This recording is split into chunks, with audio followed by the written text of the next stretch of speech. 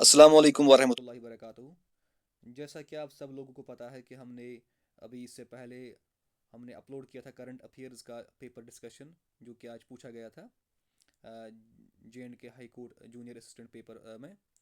तो उसी के तहत हमने लास्ट में बोला था कि हम इसके बाद कंप्यूटर अवेयरनेस का पेपर डिस्कस करेंगे along with the answer keys. और जो क्वेश्चंस उसमें पूछे गए थे हमने वो सारे क्वेश्चंस कंपाइल किए हैं, और उनकी जो ऑप्शनल आंसर की होगी, जो 100% आंसर की होगी, उस बिल्कुल वही हमने भी इसमें आंसर रखा है। तो हम जल्दी जल्दी शुरू करते हैं। और हाँ, अगर आपको वीडियो देखना है जिसमें हमने करंट अफेयर डिस्कस किया है, तो वो भी ऊपर राइट साइड में आ रहा होगा, या हम डिस्क्रिप्शन में भी उसकी लिंक देंगे। तो जो पहला क्वेश्चन था वो था ISP की फुल फॉर्म क्या है। तो ISP की फुल फॉर्म होती है इंटरनेट सर्विस प्रोवाइडर।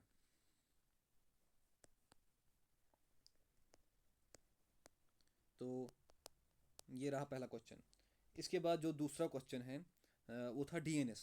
DNS की जो फुल फॉर्म है वो होती है डोमेन नेम सिस्टम।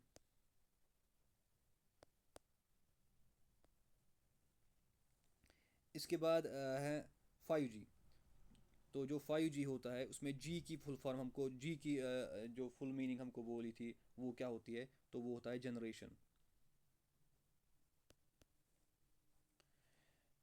तो जो क्वेश्चन नंबर 4 है वो है बयास की फुल फॉर्म हमको बतानी है। तो बयास की जो फुल फॉर्म होती है वो होती है बेसिक इनपुट आउटपुट सिस्टम।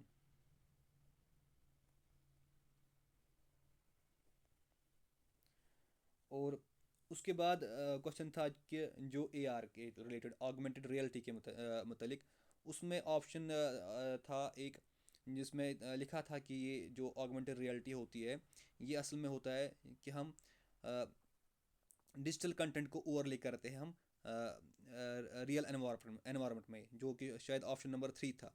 तो उसका आंसर वही होगा, डिजिटल कंटेंट को ओवरले करना रियल एनवायरनमेंट में। उसके बाद क्वेश्चन नंबर जो 6 है वो है परमानेंट स्टोरेज के मतलब। तो उसके मतलब जो उसका आंसर है वो है हार्ड डिस्क। और जो क्वेश्चन नंबर 7 है वो है कि इनमें से कौन सा एंटीवायरस नहीं था। उसको जो आंसर आएगा वो है माइक्रोसॉफ्ट एज, क्योंकि माइक्रोसॉफ्ट एज जो होता है वो होता है जो इंटरनेट एक्सप्लोरर था उसके बदले माइक्रोसॉफ्ट एज आया है, तो वो एक वेब ब्राउज़र है। उसके बाद है क्वेश्चन नंबर 8, जिसमें बोला गया है हमको कि जो हाई स्पीड इंटरनेट है वो किस में होती है। तो जो हाई स्पीड इंटरनेट होती है वो होती है ऑप्टिकल केबल में। ऑप्टिकल केबल में होती है हाई स्पीड इंटरनेट। जो उसके बाद जो क्वेश्चन नंबर 9 है वो हमसे पूछा गया है कि IDE ऑफ पाइथन क्या होता है। तो वो होता है पाईचार्म। जो क्वेश्चन नंबर 10 है इसमें एग्जैक्टली ऑप्शन मैंने स्टूडेंट से पूछा था, उसको एग्जैक्टली जो उसका करेक्ट ऑप्शन था वो याद नहीं था, लेकिन उसमें जो पहले तीन थे जिसमें था AI कैन लर्न, तो वो कर सकता है। AI कैन सॉल्व प्रॉब्लम्स, वो भी वो कर सकता है। और तीसरा था उसमें AI कैन मेक डिसीजंस, तो वो भी कर सकता है। और जो चौथा था शायद वो स्टोरेज था, तो उसका आंसर वही आएगा, स्टोरेज।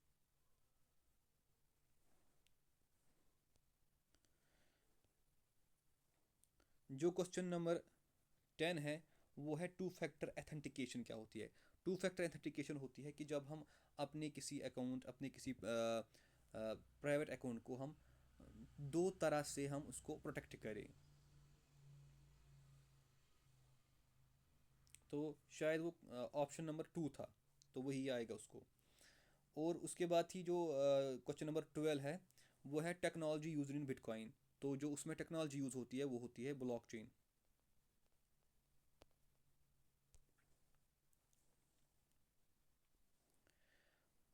उसके बाद है क्वेश्चन नंबर 13।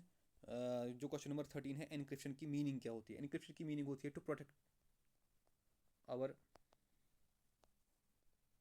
डाटा। जो उसमें प्रोटेक्शन वाला था तो वही होता है इन कोड फॉर्मेट है।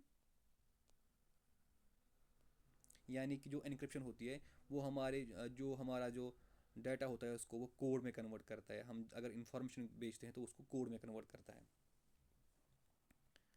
इसके बाद है जो कंप्यूटर कूलिंग प्रोसेस है, उसमें क्या यूज़ होता है? उसमें यूज़ होता है, उसको बोलते हैं हीट सिंक, यानी कि हीट को सिंक करना। इधर से भी पता चलता है, तो उसका आंसर था हीट सिंक। और जो लास्ट वाला क्वेश्चन था वो था कंप्यूटर कौन सा पार्ट हमको कंप्यूटर के हार्डवेयर से जोड़ता है, कंप्यूटर को हार्डवेयर से जोड़ता है? तो उसका जो आंसर है वो था मदरबोर्ड।